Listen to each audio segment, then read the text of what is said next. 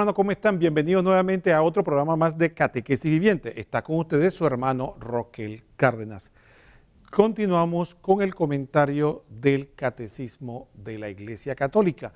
Vamos a seguir hablando de la vida pública de Jesús. En esta ocasión vamos a hablar de dos aspectos. Por un lado, la subida a Jerusalén y por el otro, la entrada mesiánica de Jesús a Jerusalén. Pero, como ustedes saben, antes de continuar con el tema del día de hoy, queríamos exhortarles a que contribuyan con FETV. Como recuerdan, FETV es un canal que depende de cada uno de nosotros. Efectivamente, FETV requiere del apoyo de todos nosotros porque es el canal de la Iglesia Católica que tiene como propósito fundamental la evangelización. Por lo tanto, es importante para cada uno de nosotros que podamos tener empatía con esta obra que no tiene fines de lucro, simplemente quiere llevar el Evangelio a todos los lugares a los que sea posible. ¿Cómo usted puede contribuir a que FETV pueda lograr esta misión? Bueno, de tres maneras muy concretas. En primer lugar, recuerde ver FETV, porque nadie ama lo que no conoce. Si usted no se nutre, colabora a través de su sintonía, el canal no estaría cumpliendo con su propósito y usted estaría enriqueciéndose de tanta información a nivel cultural, catequético, social y también educacional. Aquí hay programas que tienen que ver con la salud, con el ejercicio y tantos temas tan importantes para todos nosotros. Así que manténganse en sintonía de FETV. Segundo aspecto importante es la oración. Nunca hablaremos demasiado del tema de la oración. Recuerde, orar es importante. Hay una frase famosa que se hizo en Panamá y que sigue tan vigente cuando se inició. La familia que reza unida permanece unida. Eso es válido para la familia nuclear, para la comunidad, para la iglesia y también para esta obra de Dios que es FETV. Oremos para que el Señor nos mantenga juntos, haga fructificar nuestro trabajo y podamos seguir adelante. Y en tercer lugar, como ustedes saben, este canal, igual que todos nosotros, necesitamos de los bienes materiales. Aquí hay que pagar salarios, hay que pagar reparación de equipos, hay que comprar equipos, hay que pagar los servicios públicos y todo lo necesario para que podamos seguir al aire. Entonces, dicho esto, ¿cómo usted puede contribuir en ese aspecto material? Bueno, puede hacerlo a través de las tarjetas que usted conoce, Visa, Clave o Mastercard. Puede a través de tres instituciones bancarias, donde todas tenemos la misma cuenta que se llama Fundación para Educación en Televisión, FETV. Fundación para Educación en Televisión, FETV. Lo tenemos en el Banco Nacional, que tiene sucursales a lo largo y ancho del país, en las cabeceras de provincia. Lo tenemos en el Global Bank y finalmente lo tenemos en el Banco General. En cualquiera de los bancos lo puede hacer ya sea físicamente, llegando al banco, a la sucursal y haciendo la donación, pero también puede hacerlo de manera virtual a través de la banca en línea. Finalmente, también usted sabe que hay una aplicación que acá estamos usando y que es muy común, que es el de Yapi, que es del Banco General. Si usted tiene cuenta en el Banco General, simplemente busque la aplicación de Yapi.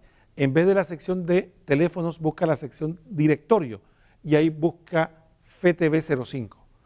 FETV05 en el directorio y ahí va a encontrar el medio que directamente usted puede hacer la donación que su corazón le indique para que podamos todos juntos realizar el sueño de que FETV pueda seguir adelante. Recuerde que no importa el tamaño de su donación, sino el corazón con que lo dé. Muchas pequeñas donaciones hacen una montaña de amor que logrará que la evangelización siga adelante. Dicho esto, vamos a continuar ahora con el programa que le habíamos prometido. Vamos a seguir con el Catecismo de la Iglesia Católica y vamos a hablar de la entrada a Jerusalén. Vamos a pedirle a nuestra productora que por favor nos ponga el numeral del Catecismo, que es el 557. Dice así el numeral. La subida de Jerusalén, de Jesús a Jerusalén. Como se iban cumpliendo los días de su asunción, él se afirmó en su voluntad de ir a Jerusalén. Lucas 9:51, Juan 13:1. Por esta decisión manifestaba que subía a Jerusalén dispuesto a morir. En 3 ocasiones había repetido el anuncio de Jesús y de su resurrección. Marcos 8, 31, 33, 9, 31 al 32 y 10, 32 al 34. Al dirigirse a Jerusalén, dice: no cabe que un profeta perezca fuera de Jerusalén. Lucas 13 al 33. Bueno, aquí vemos efectivamente este misterio de Dios, este misterio que nos manifiesta cómo Jesús, conociendo su destino, va decididamente a Jerusalén, que era la ciudad del rey David, la capital del pueblo elegido y también el centro de espiritualidad por excelencia. Ahí estaba el templo, que antes de la venida de nuestro Señor Jesucristo era el centro de culto del pueblo elegido y por lo tanto símbolo inequívoco de la presencia de Dios en medio del pueblo y del mundo entero. A partir de ahí, Jesucristo va allá a encontrarse con una realidad insoslayable, que va a morir. Pero ese morir por nosotros tiene 2 connotaciones que vale la pena que lo pongamos en contexto. Por una parte, están evidentemente nuestros pecados. Es la razón por la que fundamentalmente muere Jesús. Sería un error de interpretación, como veremos más adelante del catecismo, solamente fijarnos en los instrumentos materiales del accionar, de los cuales tienen, por supuesto, una responsabilidad o un pecado personal, sino también es importante que nosotros, por ejemplo, vislumbremos el otro aspecto. Todos los seres humanos pecadores somos responsables de la pasión de nuestro Señor. Fueron nuestros pecados los que crucificaron a Cristo. Así que cuando hablemos de este tema, no nos quedemos solamente pensando en Poncio Pilato, los fariseos, el Sanedrín o las personas que vivían en Jerusalén en ese momento, sino que todos somos corresponsables de este acontecimiento. El otro aspecto importante de esta venida a Jerusalén es que de alguna manera viene a ser la representación de lo que Juan nos dice en el capítulo 1. Vino a los suyos y los suyos no lo recibieron. Entonces, aquí vemos un drama, efectivamente, de cómo Dios visita su casa, sin embargo, no es reconocido ni recibido. En el centro de espiritualidad, Jerusalén, donde se adoraba a Dios verdaderamente y donde estaba hasta ese momento la verdadera religión que había puesto Dios en medio de la tierra, el templo que él había bendecido. Sin embargo, las autoridades no reconocen a Dios que lo visita. Entonces, un poco decir de por qué Jesús muere en Jerusalén es un símbolo del rechazo que todos los hombres hemos hecho para con Dios. Dios no está en nuestros planes. Dios no se comporta, no piensa, no actúa como nosotros esperamos. Entonces, por lo tanto, nosotros rechazamos a Dios. Nadie puede decir que busca a Dios primero, que ama a Dios primero, siempre es una iniciativa de Dios. Y entonces, ese rechazo que el hombre realiza es claramente ejemplificado a través del rechazo y la muerte de Jesús en Jerusalén, en la que todos los hombres, de alguna manera, participamos en ese rechazo. Dios hace una obra maravillosa. Dios hace que el rechazo nuestro se convierta en un medio de redención. Nuestro rechazo hace que Jesús muera en la cruz y esa muerte en cruz como sacrificio agradable a Dios lleva a que podamos nosotros acceder a reconciliación con Dios. ¿Qué le parece esta lógica de Dios? Que el rechazo que le proporcionamos nosotros con nuestros pecados, con nuestras actitudes, Él lo usa en nuestro favor. Qué amor más grande, más profundo, más incomprensible para nosotros de que es este accionar de Dios. Vamos a pedirle a nuestra productora que nos ponga el segundo numeral del catecismo para que sigamos comentando. Estamos ahora en 558 y nos dice el catecismo. Jesús recuerda el martirio de los profetas que había sido muerto en Jerusalén, Mateo 23:37. Sin embargo, persiste en llamar a Jerusalén a reunirse en torno a él. ¿Cuántas veces he querido reunir a tus hijos como una gallina reúne a sus pollos bajo las alas y no habéis querido? Mateo 23:37b. Cuando está a la vista de Jerusalén, llora sobre ella, Lucas 19:41, y expresa una vez más el deseo de su corazón. Si también tú conocieras en este día el mensaje de la paz, pero ahora está oculto a tus ojos. Lucas 19:41 al 42. Bueno, en esta parte del catecismo hay otro aspecto importante. Ahí vemos el amor de Dios, el rechazo del hombre. Por una parte, Dios hace una y otra vez el llamado a nuestro corazón, a la conversión, a reunirnos entre nosotros como hermanos y con Él, pero sin embargo no hemos querido. Y dice además, si supiéramos que con Él encontramos la paz, pero preferimos el azar del mundo. Entonces ahí nos vemos reflejados todos nosotros, que es Dios en busca de nosotros y nosotros a la huida de Dios. Un poco parecido a lo que en el Génesis aparece, cuando Adán peca, que Dios va a la búsqueda de él, según nos dice el Génesis, en el jardín, y Adán y Eva, fruto de su pecado, fruto de su vergüenza, se esconde. Y Dios, respetando su libertad, le pregunta, ¿dónde están? No es que no lo supiera, sino que para que haya verdadero amor, tiene que ser ambas partes. Entonces no es que lo saque, sino que dame la cara libremente para que nos podamos ver, podamos amarnos. Entonces cuando Adán dice, no, tengo vergüenza, no quiero que me veas, porque estoy desnudo. Dice el Señor, ¿quién te ha dicho que estás desnudo? Bueno, esa desnudez que el pecado provoca es, y que huimos de Dios, no es más que la reacción del pueblo frente a Jesucristo. Observemos que todo lo que se da en la pasión de Cristo es algo inexplicable, algo totalmente ilógico.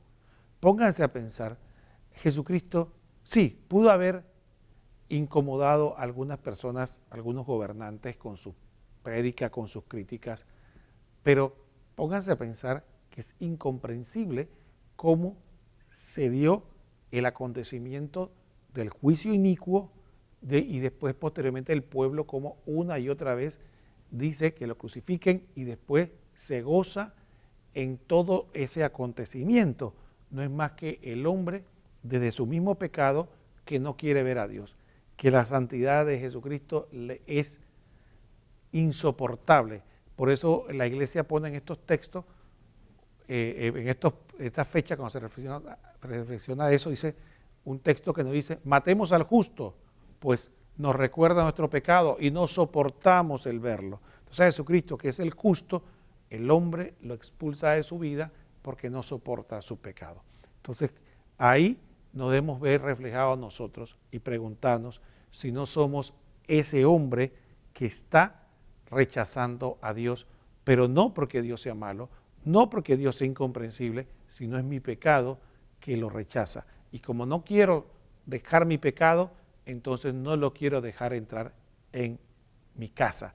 Que en este caso ya el templo no es Jerusalén, no es el templo de Jerusalén, sino el templo de mi corazón. Jesucristo quiere entrar en nuestro corazón como entró en Jerusalén, pero efectivamente nosotros tenemos la opción de si lo crucificamos en nuestro corazón o lo acogemos con amor, pero de eso depende de saber de que tenemos que denegar, huir, destruir, abandonar, cortar con nuestro pecado, que es lo que nos hace instintivamente, inconscientemente y muchas veces con saña rechazar a Dios.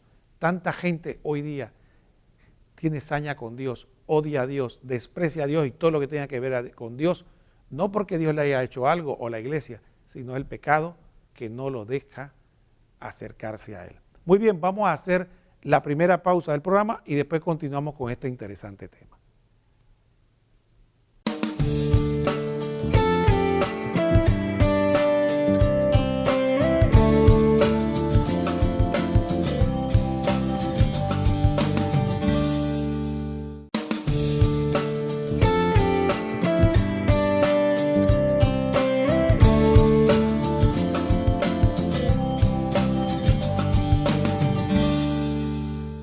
Muy bien, hermanos, estamos de vuelta en su programa Catequesis Viviente y estamos hablando de la vida pública de Jesús en este momento sobre la entrada mesiánica a Jerusalén. Hablamos en la primera parte del programa un poco acerca de ese rechazo, de cómo Jesús, antes de entrar a Jerusalén, empieza a vivir un poco su pasión. Al reconocer, al dolerle, ya no tanto pensando en los dolores físicos que le podrían causar, sino el dolor de ver cómo el pueblo no reconoce a su Dios, cómo no reconoce su amor, cómo no reconoce la entrega, el interés de salvarlo, cómo no reconoce que vino a traerle el mensaje de la paz, el mensaje de la liberación, y que prefiere mantenerse en la oscuridad. Y entonces Jesús llora por su ciudad, llora por esta Jerusalén que representa de alguna manera a toda la humanidad que rechaza a Dios y no sabe lo que está rechazando.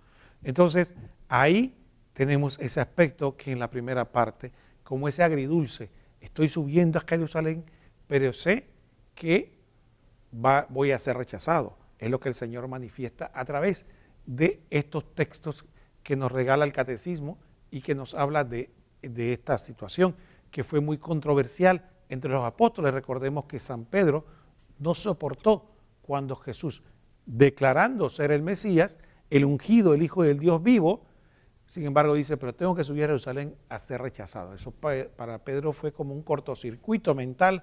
Decía, no lo puedo soportar, esto no te puede pasar, Señor, a tal punto que se atrevió a llamarle la atención a su propio maestro, diciéndole, tú estás tomando un criterio equivocado. Y Jesucristo tuvo que a su vez reprenderlo, decirle, va de retro Satanás, apártate de mí, Satanás, porque no piensas como Dios, sino como los hombres. Así que efectivamente es una situación difícil. Y bueno, esta misma situación dual, ambivalente, la encontramos también en esta entrada en Jerusalén. Por un lado, Jesucristo manifiesta su dolor por el rechazo que está por venir, pero por otra parte, cuando llega a Jerusalén, es recibido como el Mesías, como el ungido de Dios. Y esa es la famosa entrada mesiánica a Jerusalén que nosotros celebramos en el Domingo de Ramos.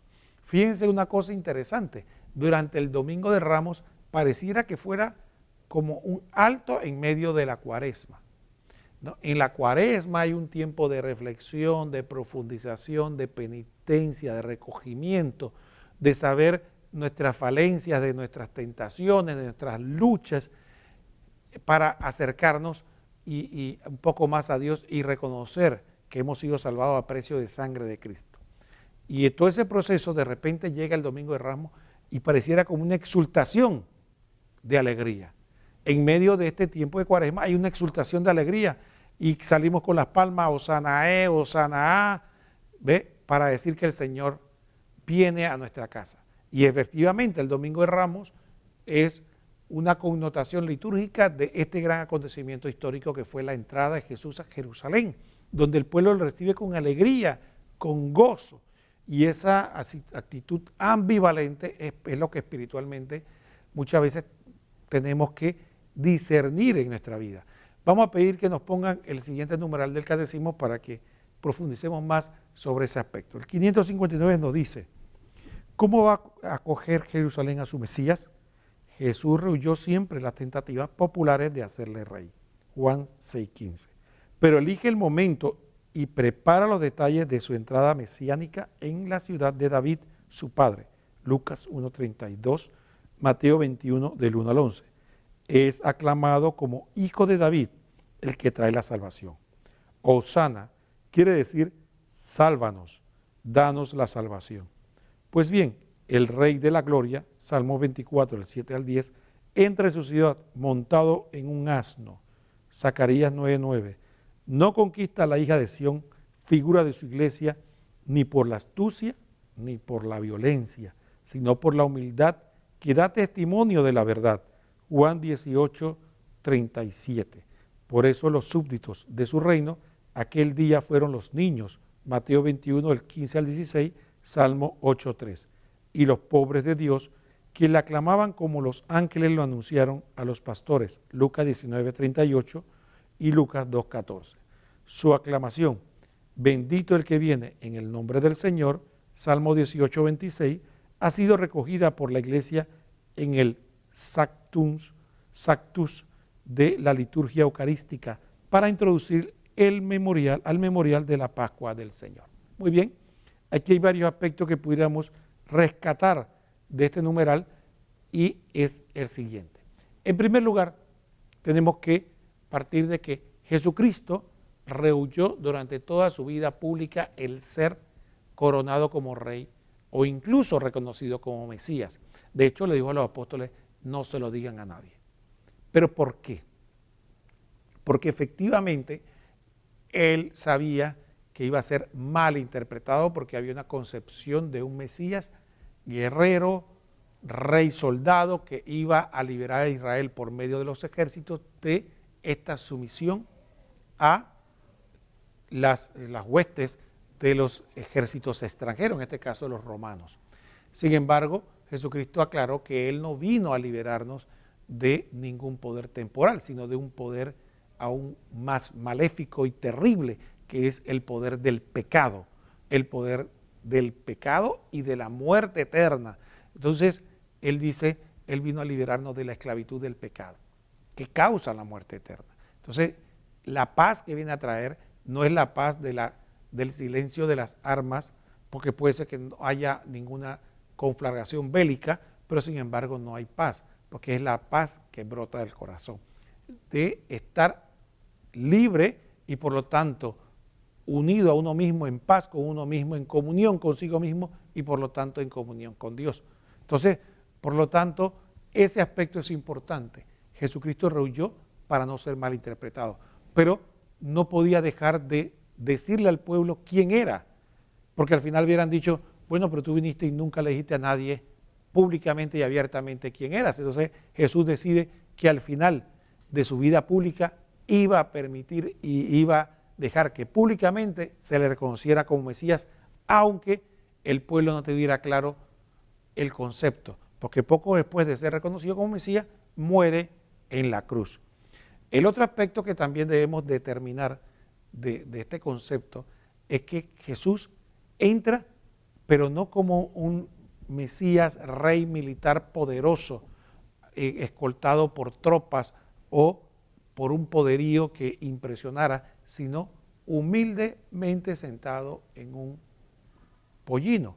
Entonces, a partir de ahí, Jesús viene a ser sí rey, sí Mesías, pero en la humildad. Y en la humildad, ¿por qué?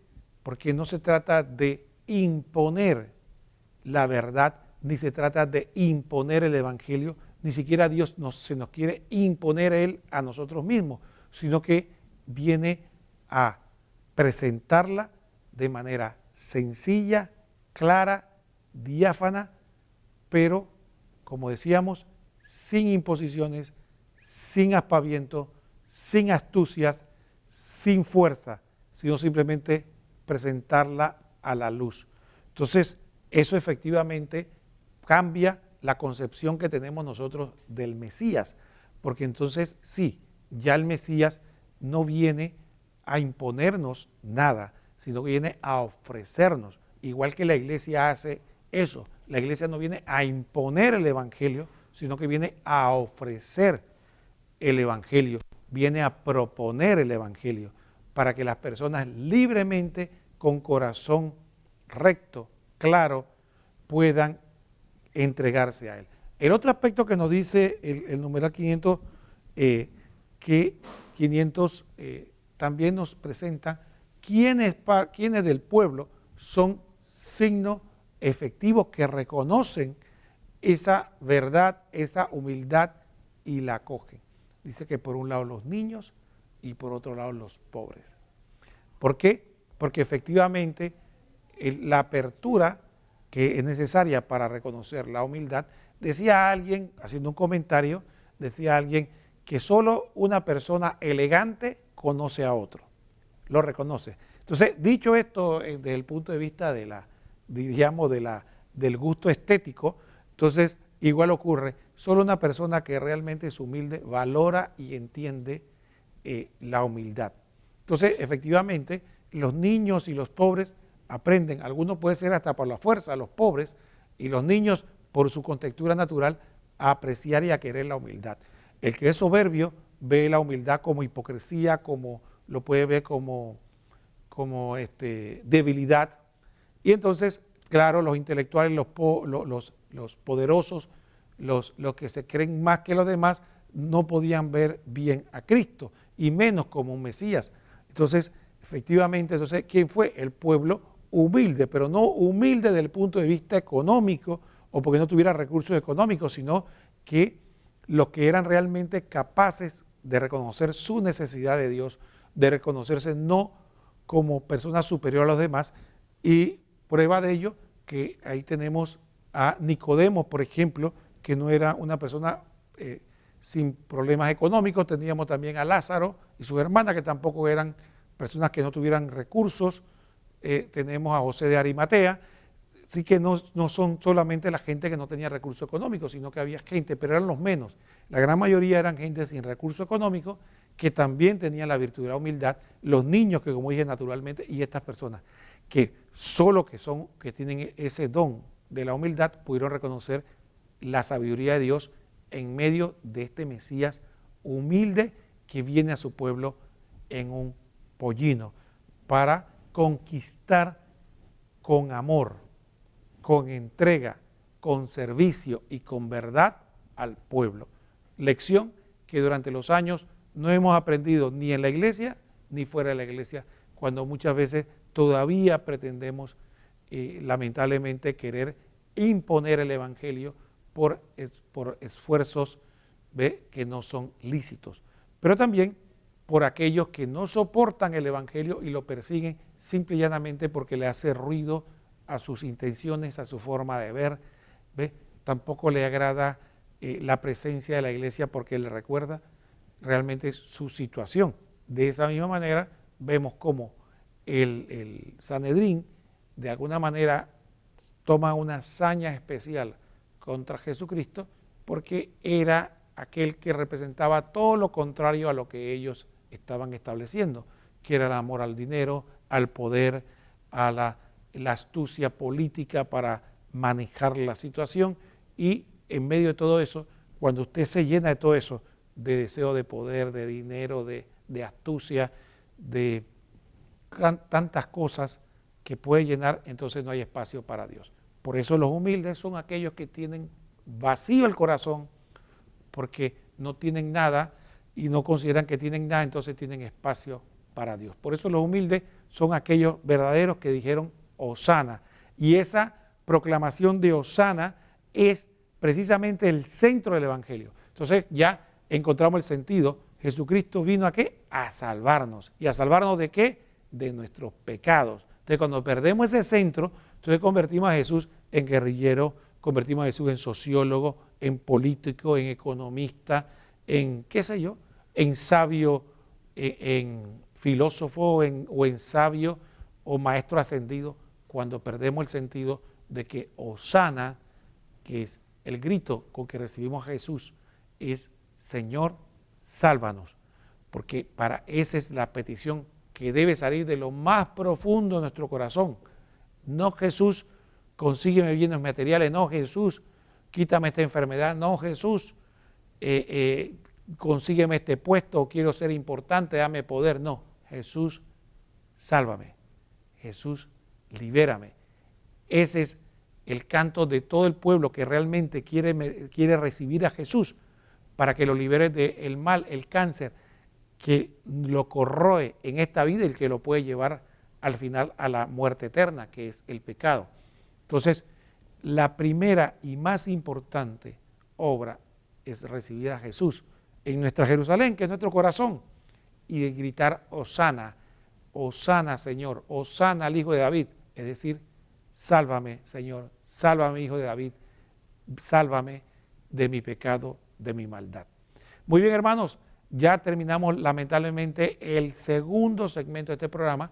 Ya después de esta pausa vamos a escuchar el reportaje o el video que tenemos preparado del comentario del compendio del Catecismo de la Iglesia Católica que hace José Ignacio Munilla, obispo de España, que nos va a ayudar muchísimo a comprender todo esto.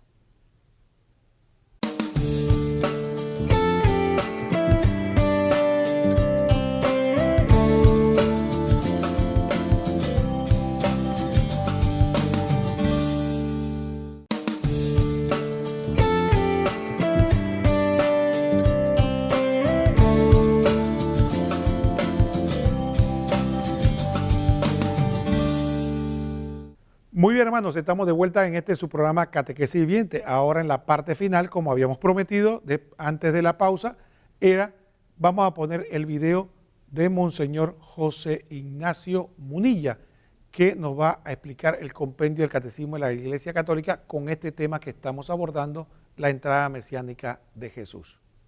Número 111 del compendio del Catecismo. ¿Cómo tuvo lugar la entrada mesiánica de Jesús en Jerusalén? En el tiempo establecido, Jesús decide subir a Jerusalén para sufrir su pasión, morir y resucitar. Como Rey Mesías que manifiesta la venida del reino, entra en la ciudad montado sobre un asno y es acogido por los pequeños, cuya aclamación es recogida por el Sanctus de la misa. Bendito el que viene en nombre del Señor, Hosana, sálvanos. Con la celebración de esta entrada en Jerusalén, la liturgia de la Iglesia da inicio cada año a la Semana Santa. Bien, después de haber hablado de la transfiguración, en el punto anterior, en esa transfiguración se estaba preparando el corazón de los apóstoles para superar ese escándalo. Recordad que en ese contexto de la transfiguración, Moisés y Elías le hablaban a Jesús de su partida que estaba para cumplirse en Jerusalén. Bueno, pues ahora llega este momento. En los evangelios sinópticos ha habido 3 anuncios de la pasión de Jesucristo. Jesús ha anunciado 3 veces la pasión. Sabemos que toda la crisis que eso había generado, ¿no?, en el corazón de los apóstoles, la transfiguración prepara su corazón, pero ahora llega este momento. Jesús sube a Jerusalén consciente de a qué está subiendo. Por si hubiese alguna duda, dice Lucas 13:33, no cabe que un profeta perezca fuera de Jerusalén. Jesús sabe que los profetas han encontrado en Jerusalén el lugar de su muerte. Y entonces esa subida de Jesús a Jerusalén, esa entrada gloriosa en Jerusalén, es emblemática y es dramática y es gloriosa al mismo tiempo. En ella se está manifestando el misterio de la acogida y el rechazo. Ahí hay unos niños, los humildes una vez más, aquellos que están abiertos a la acogida del reino de Dios, que le acogen a Jesús. Recibe esa buena acogida. Hosana, bendito el que viene en nombre del Señor. No se puede decir una frase más adecuada. Bendito, Hosana, bendito el que viene en nombre del Señor. Esos niños que acogen a Jesús cantando de esa manera con ramos y poniendo mantos en el suelo para acoger a Jesús son el signo del Israel que acoge a Jesús. Pero cuando Jesús también ve Jerusalén, ese texto conocido del Dominus Flevit, Jerusalén, Jerusalén, que apedreas a los profetas, que rechazas a los que te son enviados, ¿cuántas veces he querido reuniros como la gallina a sus polluelos y no habéis querido? Y Jesús lloró. Jesús llora también porque contempla el rechazo de Jerusalén a la llegada del Mesías. Por lo tanto, esos niños dicen Hosana, bendito, y el grito de esos niños ha quedado acogido en nuestra liturgia, en ese Sanctus. Santo, santo, bendito el que viene en nombre del Señor. Pero Jesús llora porque ve que hay una parte importante de esa Jerusalén que representa al mundo entero, que está rechazando la gracia. Jesús lloró porque vio el rechazo de la gracia. Dominus Flevit, el Señor lloró. Bueno, pues ambas cosas están aconteciendo. Y Jesús, montado en un asno blanco, que es un signo de realeza. Él sabe que es rey. Por cierto, el asno no es tanto un signo de pobreza, sino de espíritu pacífico. Jesús no es un rey que vaya montado en un caballo. El caballo sí que era, digamos, en aquel contexto histórico, era un signo de guerra. Es como nuestro carro de combate. No, Jesús no montó en un caballo, montó en un asno blanco, signo de que su realeza era una realeza pacífica, era una realeza que estaba tocando el corazón de los hombres y estaba llamando a la misericordia, llamando a la conversión. La Iglesia, como concluye este punto 111, al comenzar la Semana Santa, el domingo de Ramos introduce, con esta subida de Jesús a Jerusalén, introduce la Semana Santa. Y es un día en el que se conjugan ambas cosas, el gozo y la alegría y al mismo tiempo también el drama, porque vino a los suyos y los suyos no le recibieron, dice ese prólogo del Evangelio de San Juan. Vino a su casa y los suyos no le recibieron. Esto que acontece en Jerusalén, ese drama de la acogida de unos y el rechazo de otros, acontece también en nosotros. En nosotros uno mismo es el que le acoge y uno mismo es el que le rechaza. Esa ambivalencia acontece dentro de nosotros. Una parte de nosotros ha acogido a Jesús, pero también en parte le hemos rechazado, ¿no? Y por lo tanto esa entrada de Jesús en Jerusalén está volviendo a pedir de nosotros que redescubramos el amor primero y como aquellos niños, ¿no?, acojamos a Jesús diciendo: Hosana, bendito, sálvanos.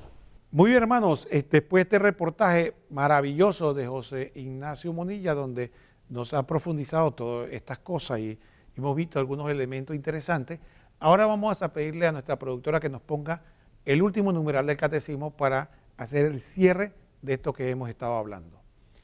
El numeral 560 dice el catecismo: la entrada de Jesús en Jerusalén manifiesta la venida del reino que el Rey Mesías llevará a cabo mediante la Pascua de su muerte y de su resurrección. Con su celebración el Domingo de Ramos, la liturgia de la Iglesia abre la gran Semana Santa. Muy bien, queríamos nosotros a partir de ahí seguir comentando lo que hemos estado hablando. Miren lo interesante. Este reino de Dios que hemos hablado en otros programas es un reino de aquellos que proclaman hosana de corazón. ¿De qué estamos hablando? De aquellos que realmente han encontrado a Jesús como su Salvador, no como aquel que yo le tengo una visión muy particular, porque ¿cómo Jesús lo va a salvar a usted y a mí de nuestro pecado si yo no tengo pecado, si yo no reconozco mi pecado, si yo soy bueno, si no tengo nada que cambiar? Entonces, usted no necesita salvación. Imagínese que usted está parado cómodamente en la calle y no sabe que de arriba de usted tiene, por ejemplo, una carga peligrosa que está a punto de caerse. Viene alguien y le dice: quítate de aquí que te voy a... O te dice: muévete de aquí que estás bajo un peligro. Y usted dice: yo no tengo ningún peligro. Usted no es consciente del peligro que sufre, así que usted no quiere ser salvado ni necesita ser salvado. Y alguien dice: pero yo te quiero salvar de lo que te va a pasar, te va a aplastar algo. Y no es hasta que usted mira hacia arriba y descubre el peligro que tiene, que usted tal vez sí tenga necesidad y sienta que debe ser salvado. Algo parecido ocurre con el hombre, que no es hasta que no descubre la realidad de su pecado, que es pecador y que requiere ser salvado, ser liberado, hasta que no ocurre eso, no se siente por qué. Yo no necesito ningún salvador si no tengo nada de qué salvarme, nada de qué liberarme. Esa es la realidad del hombre de hoy. Por eso, aquellos que pertenecen al reino no necesariamente son solo los bautizados, porque el bautizado sí tiene esa potencialidad y esa posibilidad. Pero si usted es bautizado, pero usted rechazó a Cristo, no lo reconoce como Salvador, no se siente que necesita salvación, no siente que tiene pecado, no siente que tiene ningún peligro, se cierne sobre usted. Entonces, efectivamente, usted no requiere ni la cruz, ni la sangre de Cristo, ni el sacrificio, ni su pasión, porque piensa que no necesita. Entonces, los que pertenecen al reino de Dios no son solo aquellos bautizados o que reconocen a Cristo, sino aquellos que realmente aprovechan subjetivamente su salvación. Realmente son salvados, realmente son liberados, realmente rompen las cadenas de aquello que lo tiene atado, que es esta oposición, esta pelea, esta lucha, esta negación que tenemos de Dios, que es nuestro pecado. Entonces, efectivamente, ese pueblo que pertenece son aquellos que pueden realmente reconocerse como súbditos de Jesús. ¿Por qué? Porque Él los pagó a precio de sangre. Entonces, no como dice San Pedro, nosotros no fuimos rescatados a precio de oro, plata, ni somos parte de un reino porque nos inscribimos o simplemente nacimos en un país o pertenecemos a una agrupación. No, nosotros somos parte del reino porque reconocemos al Rey de Reyes como nuestro Mesías que nos ha salvado.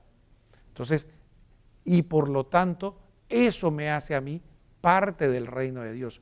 Y como Él me salvó y me liberó, entonces yo le obedezco. ¿Y esa obediencia entraña qué? Precisamente lo mismo. Si yo me libero del pecado, efectivamente no estoy frente a un aspecto. Póngase a pensar, vamos a poner la misma analogía. Usted está encima de un lugar donde hay una carga pesada que está. La persona le insiste, le insiste, le insiste hasta que usted decide mirar hacia arriba y se mueve para salvarse de la carga. Pero póngase a pensar, ¿qué es lo que le va a decir a esta persona? Muévete a un lugar seguro donde no te vaya a caer nada más, ¿verdad? Que es lo que es sentido común. Entonces, ¿qué le dice?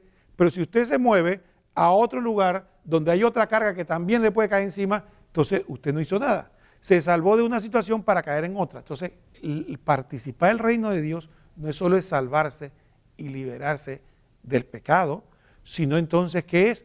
No recaer en él nuevamente. Y si recaigo, liberarme nuevamente de él y volverme a mover a un lugar seguro para que la carga que estábamos hablando de manera hipotética no me caiga. Entonces, por eso el pertenecer al reino de Dios no es solo ser salvos por Cristo, liberado del pecado, sino mantenerme en esa situación, que es lo que la iglesia llama mantenerse en estado de gracia. Y entonces estos son los verdaderos súbditos de Cristo, los verdaderos seguidores de Dios, los que están liberados del pecado y luchando permanentemente para estar fuera de ese pecado. Y si caigo en ese pecado, buscar cuanto antes moverme a una zona donde no esté ese pecado, que es a través de ¿qué? De los sacramentos, de la confesión, donde voy y me libero. Entonces, esa entrada mesiánica de Jesús es la entrada espiritual de Jesús a el templo de mi corazón, porque vendrá el día que los verdaderos adoradores no adorarán, sino en espíritu y en verdad, no en un lugar geográfico, sino en el corazón. Entonces, eso precisamente es lo que estamos hablando, que Jesús entre, no hay que esperar Domingo de Ramos, ya, en nuestro corazón, todos los días es nuestra petición. Jesús, entra en mi corazón, Hosana, salva de mi pecado, de mi maldad, de mi dolor, para que yo pueda mantenerme. Y una vez me salve, mantenerme ahí. Ha sido un verdadero privilegio, hermanos, haber compartido con ustedes este programa de Catequesis Viviente, comentando el Catecismo de la Iglesia Católica. Les invitamos que se mantenga en sintonía de FTV, el canal de la misericordia. Y en cuanto a nosotros, nos vemos este mismo día y a esta misma hora. Que el Señor los bendiga a todos.